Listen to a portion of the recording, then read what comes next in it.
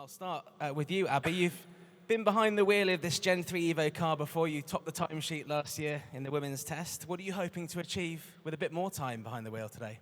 Yeah, I mean, this morning we were doing a lot of test items for the team, so more pace to come in the afternoon, but just to get closer and closer. Obviously, the women's test was great and having that, but this was the next step, doing the full rookie test with the Nissan Formula E team, especially after my new role with them being a sim and rookie driver. It's obviously been a great weekend for the team as well, with Oliver Rowland clinching the Formula E Drivers' Championship. That must be quite inspiring for you as a champion yourself to be involved and around the team this weekend. Yeah, it's incredible. I've been following all weekend, and it was an emotional weekend. There's some lows, but obviously a massive high at the end. And yeah, having Ollie win the title, obviously a fellow Brit as well, is really nice. And yeah, I mean, the team, I just can't thank them enough for letting me be involved and helping me, and the boys as well, Sergio and Ollie have been giving some advice for today, and I look forward to seeing what the future holds really, and the team they keep striving to be faster, and the development what they're doing is really cool. So I'm happy to be involved behind the scenes, and yeah, looking forward to see what they can do in London. Since winning your own championship in the F1 Academy, you're now driving in the GB3 Championship in the United Kingdom. How seriously are you looking at Formula E as a next step once you graduate from GB3? Yeah, I mean, me taking the role with Nissan, of course, I'm looking at it as a really viable role and a viable, what's the word that I'm looking for? Viable path, that's the word. And yeah, it's really exciting, and after the women's test in Harama, the push for getting more females involved, especially female drivers from Jeff Dodds and Formula E as a whole is massive. I mean, to have the 11 teams agree to put on that test for us was such a great thing, and it's just such a wonderful atmosphere. Everyone's welcoming with open arms, and the team have got so much respect for me, and treat me as if I'm another driver, which is really nice. And of course it would be nice to join the grid one day, but I say in the distance I've still got a lot of work to do to get to that. There's a lot to learn with these cars, a lot to manage, and I often say you have to have so much capacity to drive it. So yeah, excited to kind of take that challenge on. And finally, were you allowed to join in the celebrations last night, or were you bed early to prepare for today? I mean, a lot of them cracked open a few beers, and I mean, even maybe if it was a cocktail, I'd have been more inclined to. But no, I didn't join in. They're all actually prepping the car ready for today, so still celebrations to be had for the team. But yeah, I mean, they deserve it. I feel bad for them that they've had to come here after it and not been able to have a bit of fun, but yeah, they've got plenty of time for that soon. I think they'll be celebrating all summer. Thank you very much, Abbi. I'll move on to you, Ellie. You've also obviously taken part in the women's test last year. How good does it feel to be back behind the wheel of the Gen 3 Evo car this weekend? Yeah, it's amazing to be back behind the wheel. Obviously, I did the test last year, so that was like a little taster. So like that's like in my back pocket now, obviously coming into this test. I think this morning was pretty positive. We did some test items for the team, and hopefully now this afternoon we can, push forward and see what we can do. Now, this car has a considerable amount of power compared to the car you're driving in F1 Academy. What was the most surprising thing when you first got behind the wheel about this Gen 3 Evo car? Yeah, I think it was definitely like the instant power coming from F1 Academy is obviously an F4 car, so it was quite a big jump. Definitely like in the 350 how much power it had, so yeah, it was a big jump, but yeah, really loving it at the moment. We've obviously seen a lot of talent in the F1 Academy, and Abbi's obviously the reigning champion at the moment and coming across, and you're both out on track today. How keen are you to be maybe the first female driver to graduate F1 Academy and come and drive in Formula E? Yeah, I think Formula E is always an option. It's an amazing series, obviously being involved with McLaren, and their Formula E team is an amazing opportunity, and yeah, it could be an opportunity one day, but we'll just see how it goes. And obviously you've got Taylor Barnard as part of the team, who's done incredibly well after jumping across from F2. What kind of advice has Taylor or maybe Sam Bird given you? Yeah, Taylor's done pretty well this year. We've been around all weekend just listening in on their race weekend and seeing how they're getting on. And yeah, I've got Sam with me today helping and just giving some advice and some tips on what I can do. And yeah, it's great to have them around. Obviously, it's great to be involved like with the engineers as well, but it's always nice to have a driver's perspective. I don't think you could have a better mentor than Sam Bird. He's been around here in Formula E for a very long time. Ella, thank you very much. Dino, I'll move on to you. It's your first experience, your first taste in Formula E. What have you made of it so far?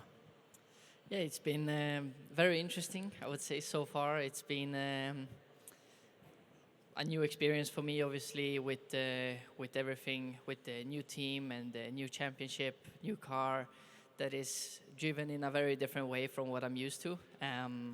But I would say the morning went positive. I'm looking forward for the afternoon and continue doing tests for the team and seeing how much more experience I can get her.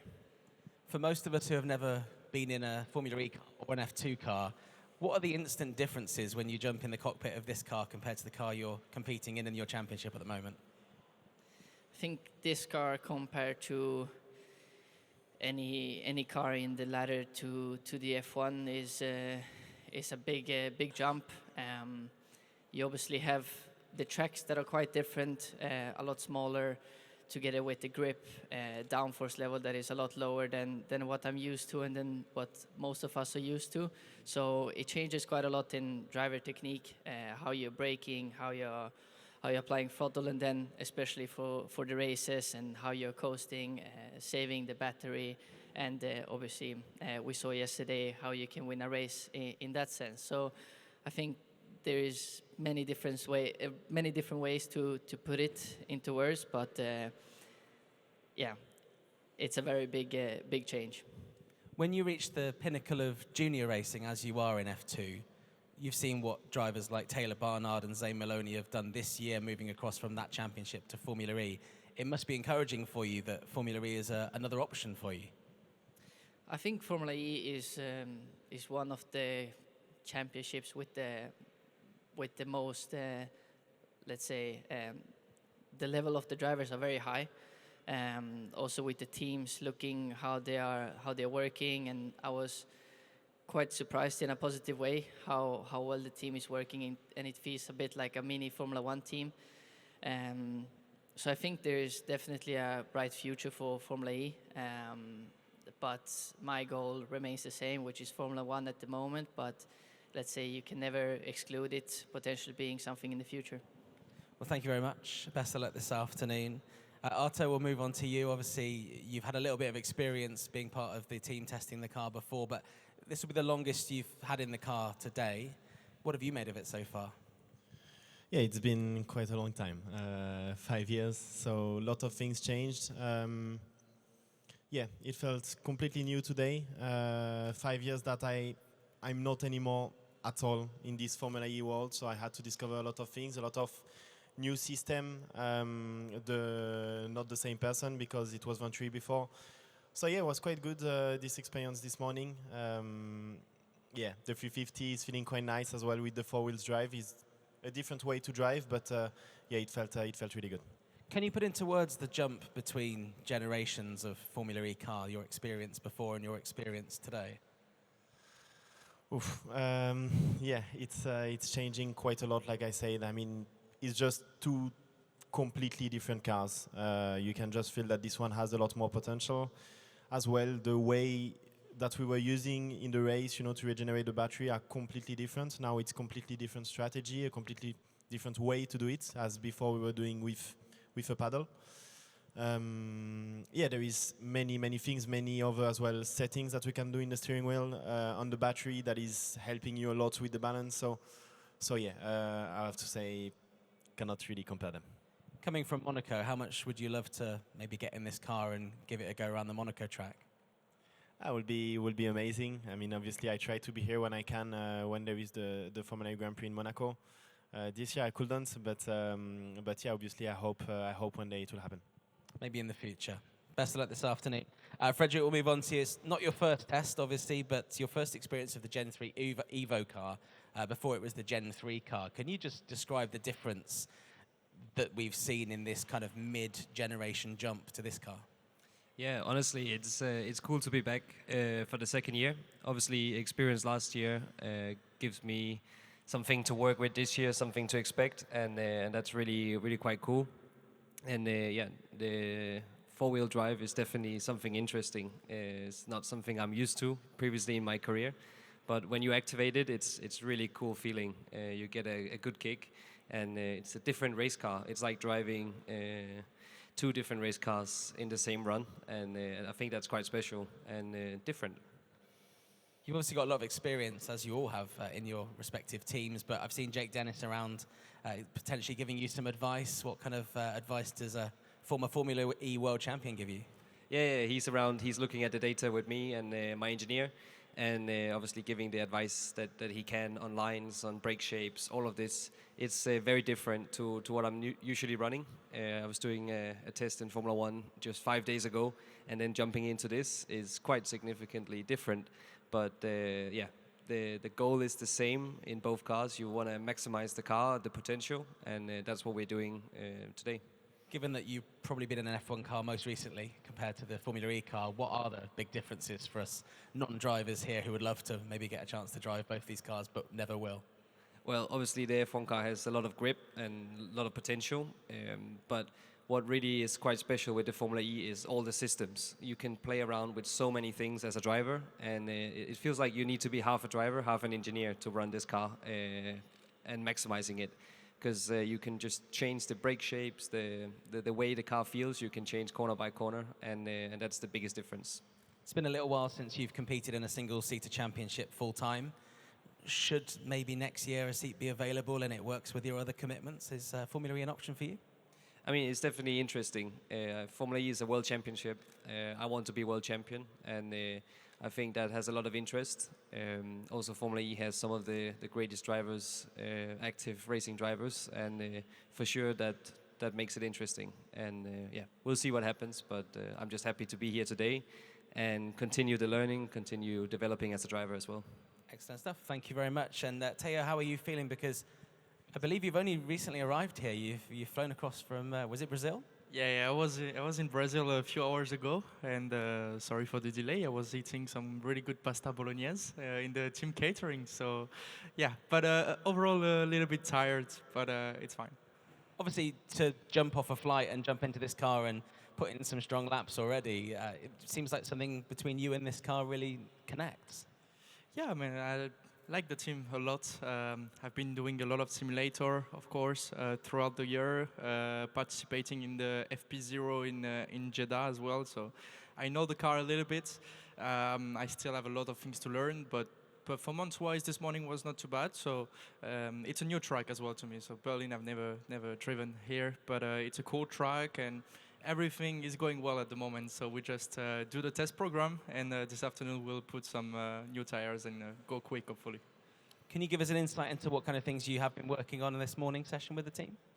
Yeah, a lot of, some of the items they are trying for next season as well, and also just trying things with me, trying some different systems in the car. As Fred said, there's like 1,000 things you can do in this car. So you can really set up the car for each drivers, and I have a very different driving style compared to Stoffel or compared to Jake. So I'm trying to find my systems in the car, and so we've been working on that.